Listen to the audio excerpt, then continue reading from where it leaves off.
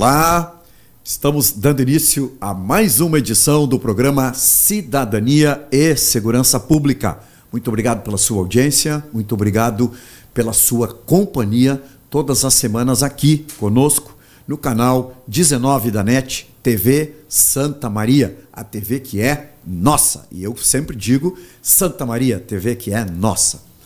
Hoje, mais uma vez aqui então, como já disse, e o agradecimento ao nosso sempre apoiador, que nós temos um carinho muito especial, que é a Modelo, administradora de imóveis, vendas, aluguéis, a Modelo que está conosco desde o início. Por isso, esse carinho muito especial, tá? A gente está sempre agradecendo de coração a toda a equipe da Modelo, Valentim, família, a família Modelo, né, que está sempre conosco. Muito obrigado, viu, Valentim, e a todos os apoiadores, a todas aquelas pessoas que estão ali trabalhando pela Modelo e também pela nossa comunidade de Santa Maria. Bem, também aqui comigo na bancada, a sempre Fábio, que está sempre nos acompanhando, né, Fábio? E eu quero que tu também já dê a tua apresentação inicial, tá, Fábio? Muito obrigada. Mais uma semana aí, né, do nosso programa, trazendo informação para a nossa cidade toda e nossos convidados, que tenhamos aí um bate-papo bem legal, mais uma vez. Legal. Pessoal, o nosso mote hoje, tá, o objetivo, nós vamos abordar saúde, tá? E saúde, aonde que nós vamos entrar? Diabetes tipo 1. Muita gente tem dúvida, vem cá, como é que não é. E nós estamos fazendo um trabalho muito grande em Santa Maria, voltado a este tema. E por isso, nós estamos aqui com a Daniele Portela e também a Ana Karkoff. Né? Eu já decorei antes aqui o sobrenome dela. A Ana Karkoff. Ambas mães de filhas, né, com diabetes. Então, sejam bem-vindas. Vamos bater o nosso papo aqui, tirando dúvidas. Tá? Tirando dúvidas, Dani, das pessoas, né, que não entendem muito bem como é e o desenvolvimento, enfim, porque vocês também fazem parte e a Dani, tu és a presidente, né, Dani? Isso, da Associação Formigas de Educação em Diabetes Tipo 1. Dani, contigo. Olá, um prazer então estar aqui hoje. Obrigado, legal. Com a minha amiga Ana, né, representando então o Formigas. Formigas é uma associação de diabetes tipo 1. Então a gente busca trazer educação em diabetes, porque a gente acredita que a informação e o conhecimento é a melhor alternativa para a gente enfrentar doenças como o diabetes tipo 1. E a Associação Formigas, então, partiu de um grupo chamado Docinhos, né? Que se reunia através do WhatsApp, onde mães trocavam informação a respeito dos seus filhos e para um melhor controle da glicemia deles. E a partir daí, então, fomos nos reunindo, ganhando força. E aí eu queria estar na hora de nós nos reunir e montar uma associação. Nós precisamos muito bom. Divulgar mais o diabetes tipo 1. É uma doença silenciosa, desconhecida por grande parte da população e que a gente precisa trazer esse conhecimento, porque as crianças, que geralmente é cometida na fase inicial nas crianças, adolescentes e jovens adultos. Então a gente precisa trazer informação. Conhecimento vai nos dar um melhor controle da doença, um melhor cuidado com a doença. Sim. E é isso que é um dos nossos objetivos. Sim, porque, Dani, antes de passar um pouquinho para a Ana ali, uma grande dúvida, Ana, é a questão envolvendo assim, vem cá, eu tenho meu filho, a minha filha, o que vocês orientam já nesse primeiro impacto aqui nosso, né? O que vocês orientam? Porque a gente sabe que a Ana diagnosticou a diabetes na filha, ela tinha 1 ano de idade. Hoje ela está com 11, né, Ana? Então, conta um pouquinho dessa história, Ana, para nós, de como foi a questão da filha. E aí depois a Dani também conta a história dela, né? Para nós até darmos aí ao conhecimento da comunidade que está nos assistindo, nossos telespectadores, porque muitas pessoas ficam, vem cá, mas e como é que eu vou diagnosticar? Quais são os primeiros sintomas? Isso, o que eles Fábio, sentiram, né? entendeu? Vem cá. O que tu percebeu de diferente nela? Perfeito. Que tu, tem alguma coisa errada, vou levar para o médico, vou procurar. Qual foi a primeira impressão? Sim, ok. Então, primeiro, obrigada pela oportunidade da gente estar aqui. Nós agradecemos vocês. A gente luta muito para ser ouvido, né? E quando a gente tem essa oportunidade, nos deixa muito feliz. O caso da Maria Luísa foi um caso um pouquinho atípico. Não é comum que o diagnóstico seja em crianças com idade tão precoce. Ela teve o diagnóstico com 1 aninho, 1 ano e 4 meses ela tinha, né? E o que me facilitou e evitou que ela tivesse complicações maiores no período do diagnóstico foi o fato do meu irmão ter diabetes. Então, quando ela começou a apresentar os primeiros sintomas, a gente já desconfiou disso. Por causa do histórico de saúde do mano. Mas tem assim, sintomas clássicos que não tem como fugir disso. E eu acho muito importante a gente falar nisso, depois a Dani também complementa, porque sempre a gente fala assim, aumenta muito o consumo de água da criança, perde peso muito rápido e é muita urina. Muita urina. Eles fazem muito assim xixi. como ingere muita água, também Isso. é a questão da urina. Isso, na urina verdade muito... começa a urinar muito, desidrata e começa a consumir muita água. E aí, na Malu foi muito fácil perceber isso porque ela usava fralda. Então eu percebia que tinha aumentado muito a troca de fraldas, colocava uma fralda, dava 15 minutos, meia hora e ela já estava com a roupa toda molhada, não era só a fralda. Sim. Então a gente começou a perceber isso e ela aumentou muito o consumo de água. Ela falava muito pouco na época, recente tinha começado a caminhar e ela pegava o copinho de água e vinha toda hora a pedir. E aí eu comecei a cuidar quanto de água ela estava consumindo, porque às vezes assim, na fase de introdução alimentar ou muda a alimentação, as crianças consomem mais água, é normal. Sim. Só que no caso de um diagnóstico de diabetes, é um volume de água muito grande. Imaginei que a Malu tinha 1 ano e 4 meses na época e não deu uma manhã inteira, assim, umas 3 horas durante a manhã, que foi quando eu cuidei a quantidade, ela tomou quase 3 litros de água. Meu Deus. Então é um volume muito grande. Sim, uma criança do tamanho dela, na época, 1 aninho de idade. Exato. E Tu não teve diabetes na gravidez? Não tive, não. E eu também não tenho diabetes, não tenho nenhuma disfunção. Nós somos entre três irmãos em casa, né?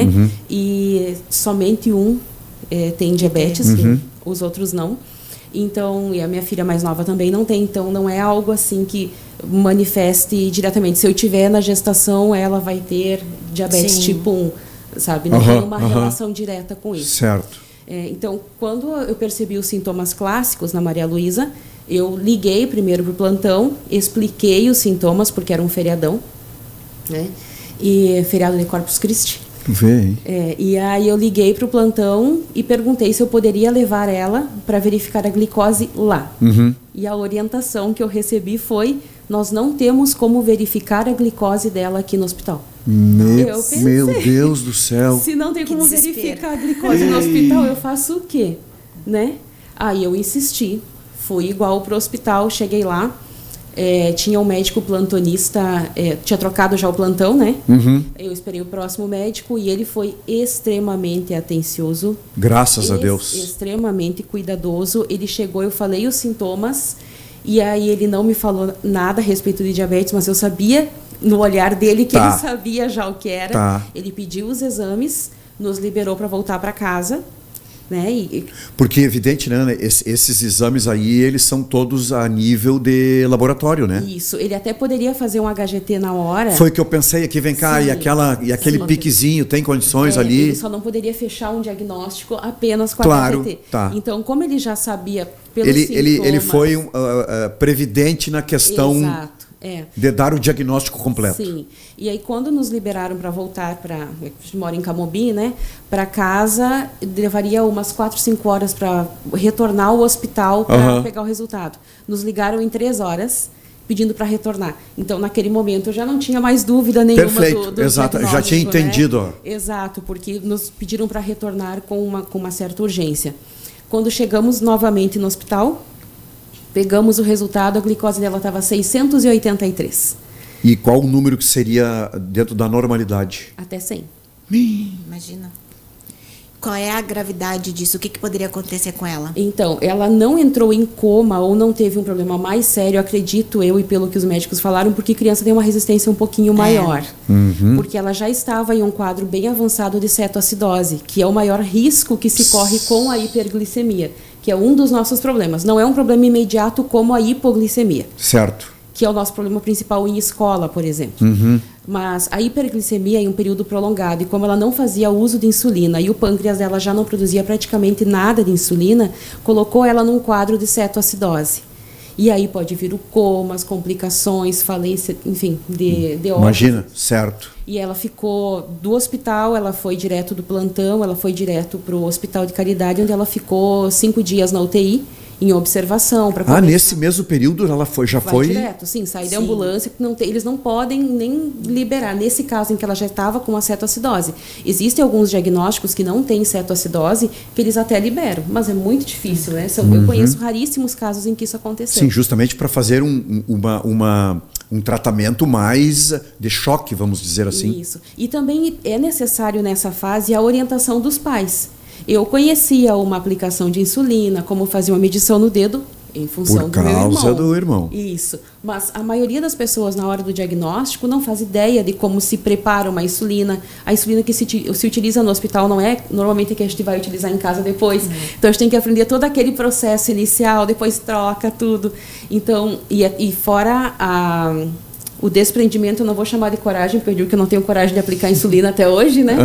Mas tu ter o desprendimento de furar o dedo do teu filho para medir a glicose e tu pegar uma agulha, uma seringa, que é o que a gente usa no hospital, e aplicar uma insulina no teu filho. Então, tu precisa desse momento de orientação no hospital. E normalmente fica lá junto na UTI, onde tu tem uma assistência mais próxima. Eu só fui liberada pela médica para ir para casa depois que ela percebeu que eu já tinha condições de aplicar a insulina e de medir, de verificar a glicose. A percepção da equipe médica. Isso, porque na época não tinha ainda o sensor Libre no Brasil. Então a verificação era só na pontinha do dedo mesmo. E ela tinha os dedinhos muito pequenininhos. Imagina, um aninho. Então a gente não tinha mais espaço para medir, eram 13 medições por dia. 13 por dia? Porque, no mínimo 13. Porque como ela não sabia ainda expressar, porque as crianças comunicação. Hoje, por exemplo, quando ela percebe que está entrando em hipoglicemia, ela me fala: mãe, eu acho que minha glicose está baixando. Imagina. Mãe, eu acho que minha glicose está subindo. A gente, com o tempo, reconhece até pelo cheiro, né? Ela cruza perto, eu acho que a tua glicose está baixando. É mesmo? Até pela maneira delas estarem, né? Exato. Está muito feliz, organizada. Tem alguma coisa errada. O jeito que olha, né? Olha meio sem compreender bem o que está acontecendo. Então, com o tempo, a gente vai tendo essas percepções. É uma adaptação no seio da família. Exato. Sim. Só que, num momento ali, ela muito pequena não tinha como me falar essas coisas. Então, eu verificava muito mais a glicose dela. Ela já não tinha mais espaço nos dedinhos, então a gente verificava no pé. Verificava na lateral da mãozinha, verificava no pé. E foi feito várias, né? A gente vai adaptando. Vai adaptando para dar o menos sofrimento possível, né? Eu sempre falo que existem, assim... é ruim ter o diagnóstico muito precoce, óbvio, pela dificuldade, porque a gente também fica, eu não vou dizer penalizado, mas a gente fica muito mexido com a situação, né? Sensível. Mas também tem um lado positivo. De conseguir tratar mais cedo. E ela também nunca teve aquela... a questão alimentar é mais fácil. Eu ia dizer, porque a alimentação ela muda bastante, né? Ela é bem ativa nesse sentido da água, do doce, do tempo de deixar de comer, de não comer. Né?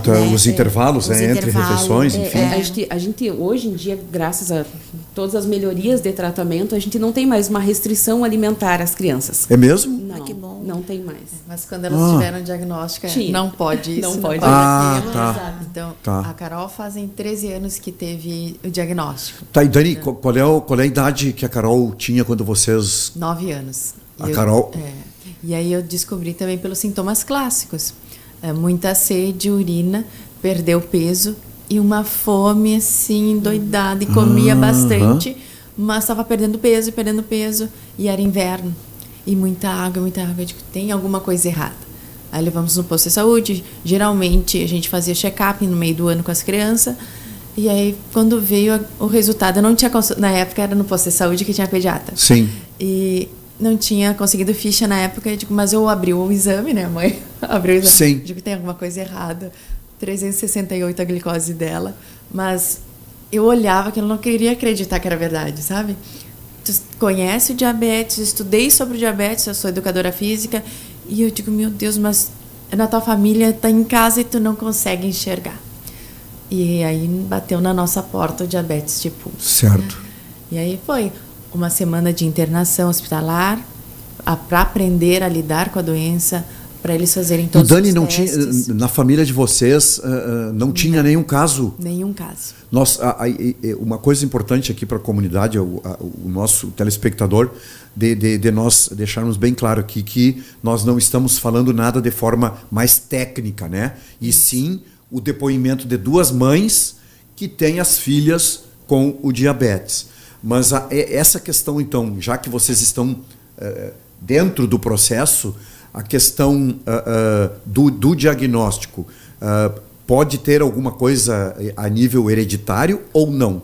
O tipo 1 não é hereditário. Não é? Diferente do tipo 2, né? Porque hoje em dia o mais comum é o diabetes tipo 2, né? Uma das doenças, terceira doença no mundo que mais mata é o diabetes, devido às complicações da doença. Tá importante então, Dani, né? para vocês deixarem claro, né? Porque a gente fala, porque é o tipo 1, tipo 2. O que difere tipo 1, tipo 2? O tipo 2, hereditário. Geralmente, se você tem alguém na família com diagnóstico de diabetes, a partir dos 40 anos já começa nos fazendo no exame de sangue, de glicemia, tu já começa a controlar. 99 é o nível máximo da glicemia, né? 99. E aí, a partir daí, começa-se o controle. Pode-se controlar com atividade física, alimentação adequada. E quando necessário, toma-se medicamento via oral, tá? Nada muito técnico, bem básico assim para saber. Exato, isso. E o tipo 1 é uma doença autoimune. As células do próprio corpo, elas acabam atacando as células betas pancreáticas, onde tem a produção da insulina. Qual é a origem disso? Tem algum... Assim, tem muitos estudos, mas não tem nada assim certo. Pode ter sido uma infecção que pode ter causado isso. As células não reconheceram as células betas do pâncreas e começaram a atacar.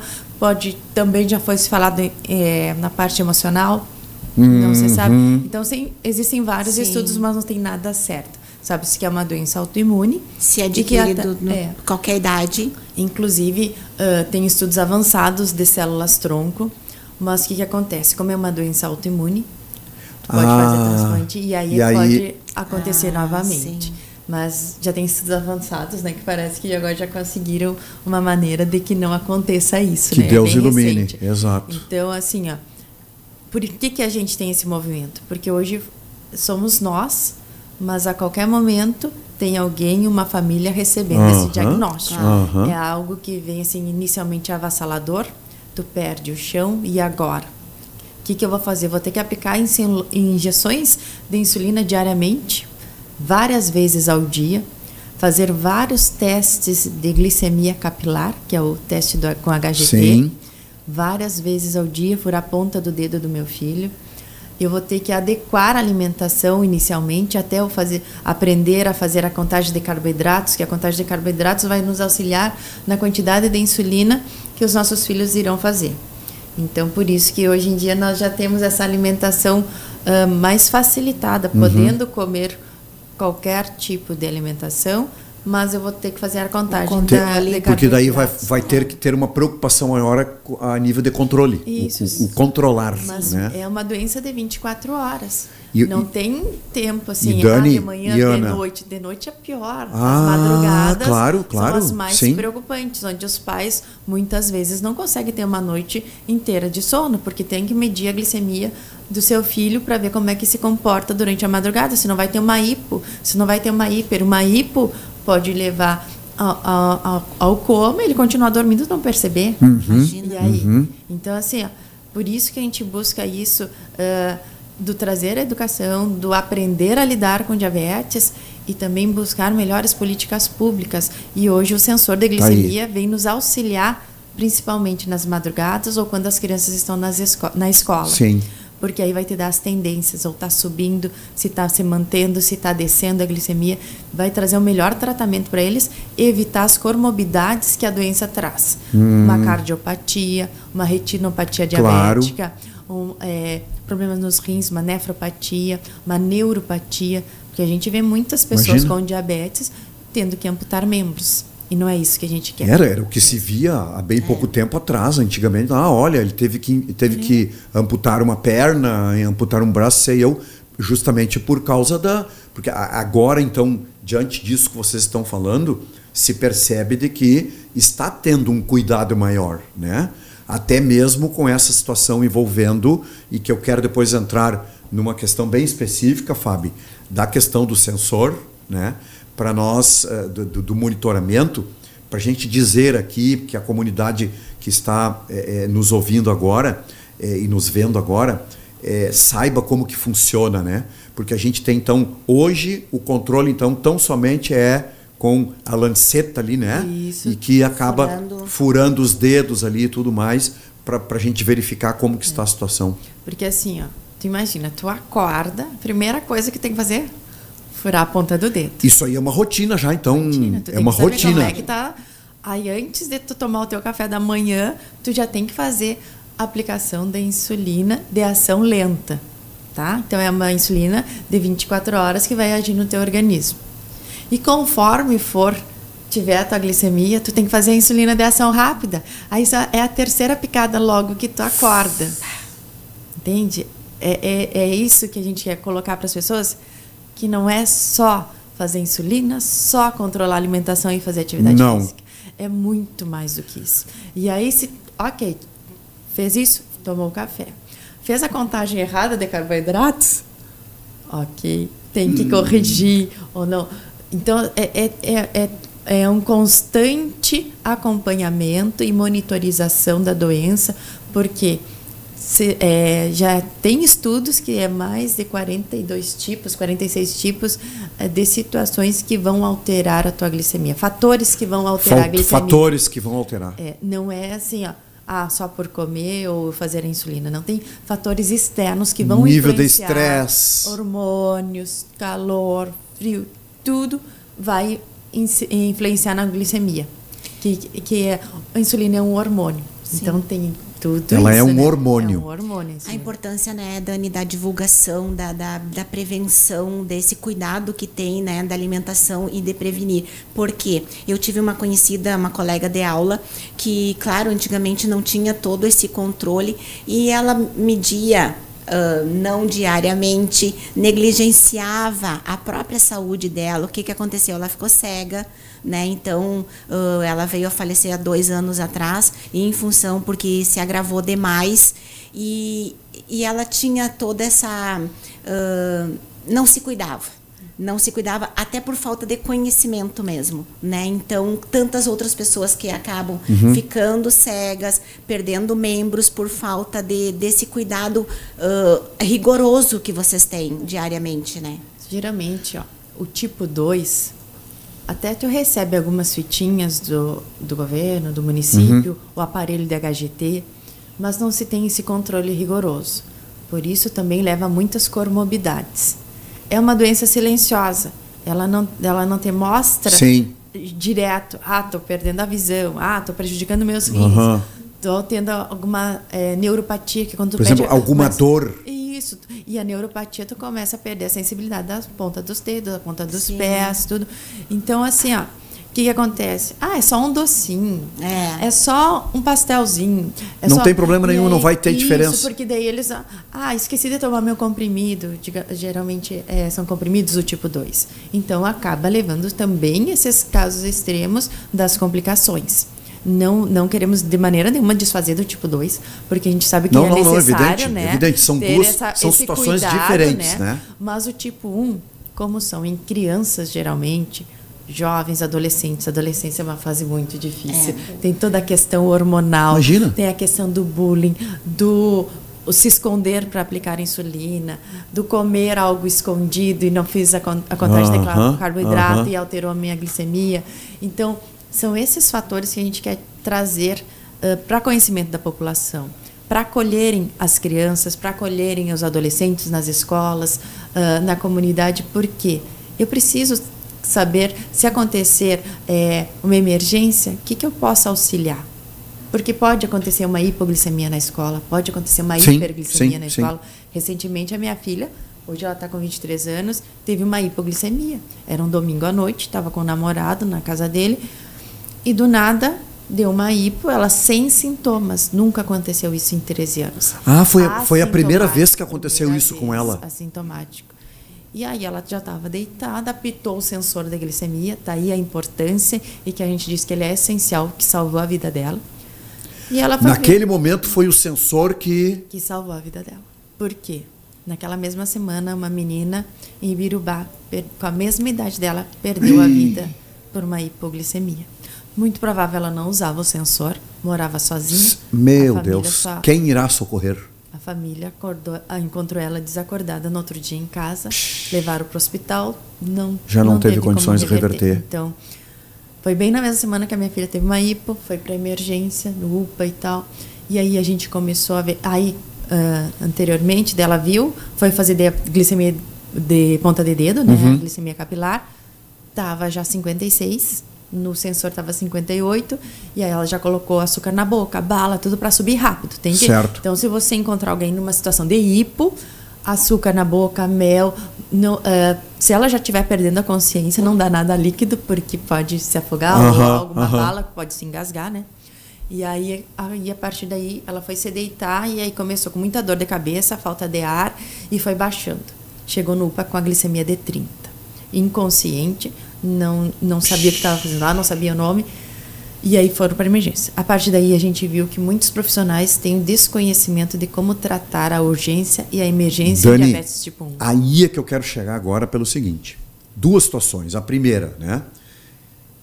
Trazendo tudo isto agora, né? Que vocês duas envolvidas de forma direta e muito direta dentro do processo, como que está o atendimento de pacientes tipo 1 Santa Maria, que é o local onde nós moramos, onde nós vivemos. E aqui que fique bem claro, não queremos de forma alguma fazermos crítica por crítica, não, mas sim fazer com que se corrijam algumas coisas, né? A questão envolvendo o primeiro diagnóstico, que chega lá e diz assim, não, mãe, espera um pouquinho, mãe. E aí, esse pouquinho pode considerar uma situação fatal. Como que está a Santa Maria? Assim, a minha filha teve o atendimento dela sempre no USME. Sempre foi paciente do USME, hoje ela está no regional. Atingiu maioridade, nós conseguimos encaminhamento no hospital regional. O hospital regional, falando a nível já adulto, né? Aquela adulto. Muito bom atendimento lá, uma equipe multidisciplinar, que é isso que a gente precisa, tá? Ela passa por... desde a equipe da enfermagem, educador físico, nutricionista, nefrologista, oftalmologista. Então, assim, é o atendimento que as pessoas com diabetes precisam ter. No USME, teve uma época que nós tínhamos ainda alguns profissionais extras que atendiam. Mas acho que por último estava só na equipe de endocrinologia. Nós temos carência no quê? O que a gente vê? No conhecimento do diabetes tipo 1. Como eu atender numa urgência e emergência. Várias vezes a Carol teve alguma outra intercorrência. Que é os primeiros socorros na emergência. Eles fazem a triagem, mas nem sempre fazem o teste de HGT, né? Que é o da glicemia capilar, com o aparelhinho. Nem sempre. Isso é relatos que nós ouvimos no nosso grupo ali. Não se tenha esse cuidado, né? Nossa, às vezes está quando você tem o diabetes, não é qualquer medicação que você pode tomar. Anti-inflamatórios vão agir diretamente na glicemia também. Vai alterar antibióticos. Então, tudo isso são questões que tem que ser avaliado. E na urgência e emergência, a gente teve essa... de repente, não são todos os profissionais, né? Mas os que atenderam a Carol naquela noite não estavam preparados. Por quê? Tu precisa corrigir a glicemia, mas corrigiu a glicemia capilar, nem sempre tu consegue voltar à consciência na hora. E aí ela foi atendida, viram que tinha estabilizado a glicemia, mandaram ela para uma sala de medicação, mandaram descer da maca sozinha. Ela estava sozinha na emergência, não deixaram acompanhante. E aí eu descobri que tem uma lei de proteção à mulher que... Exatamente, que exige. E ela, sim, os médicos perguntavam para ela, não sabia dizer nada. O namorado dela é enfermeiro, não deixaram ele ficar acompanhando ela.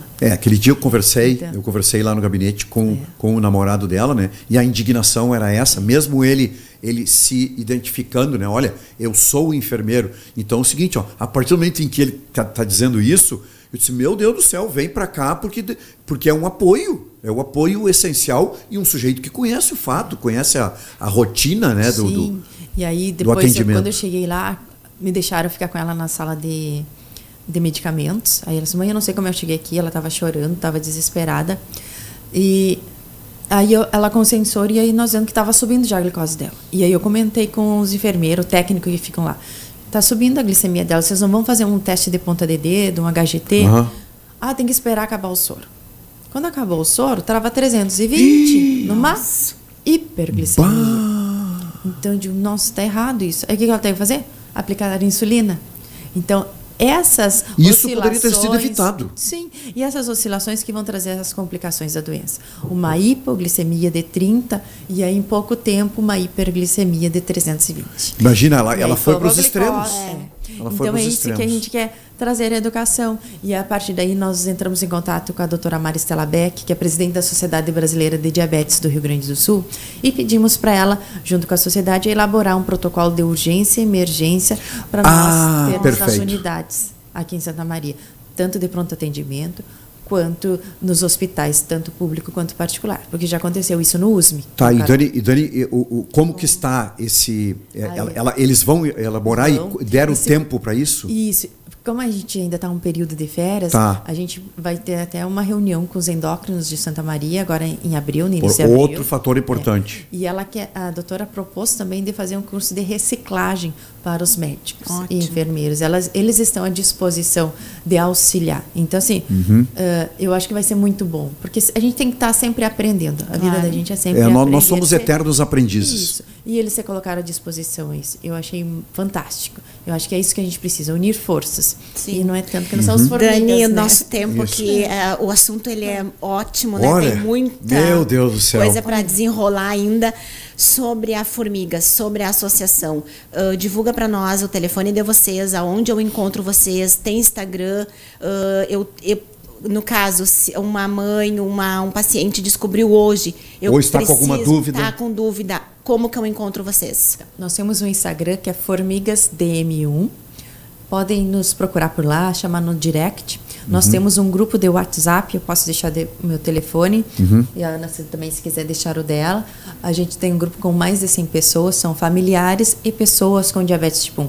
Não é só criança, não é só adolescente. Você que tem diabetes tipo 1, que é adulto, quer orientação, quer participar do grupo, vem participar conosco nesse grupo do WhatsApp, tenha o Instagram, porque a nossa intenção é fazer encontros mensais de educação em diabetes, acolher a família, dar o suporte para aquelas famílias que foram recém-diagnosticadas, porque assim como eu e a Ana nos conhecemos nos corredores do hospital, fizemos amizade há alguns anos atrás, uma apoiando a outra. Vivendo a mesma situação. Isso. Aconteceu assim, de ficar sem insumos e uma socorrer a outra. Aí está a importância de unir forças. Isso. E a gente sabe que é um insumo essencial. Como é que eles chamam?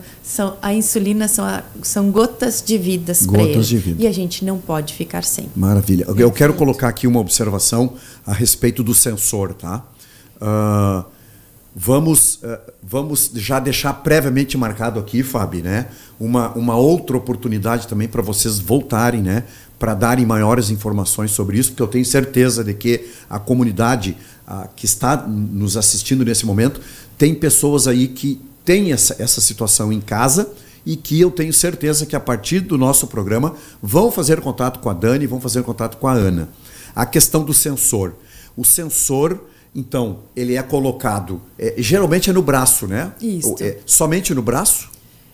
A fabricante recomenda no braço. Até por questão de acesso e tudo mais. Isso. Então, para que as pessoas tenham conhecimento, né? Então, é um sensor em que ele vai despertar quando tem um problema, um desnível, né? Isso. Rapidamente, Dani, como que funciona o sensor? Assim, o sensor fica no braço, ele tem um aplicativo no celular, aqui tá, não sei se vai enxergar, mas aqui tem um gráfico, que esse é o da minha filha. Tá então aí, ela pode compartilhar com outras pessoas da família, ela coloca, tem as metas que eles colocam, né? Então, digamos, está subindo acima de 250, 280, ela colocou para despertar. Ó, tá em hipo. A partir de 70 também vai despertar, porque vai começar a cair a glicemia. Já é uma hipo. Abaixo de 70 já é hipo.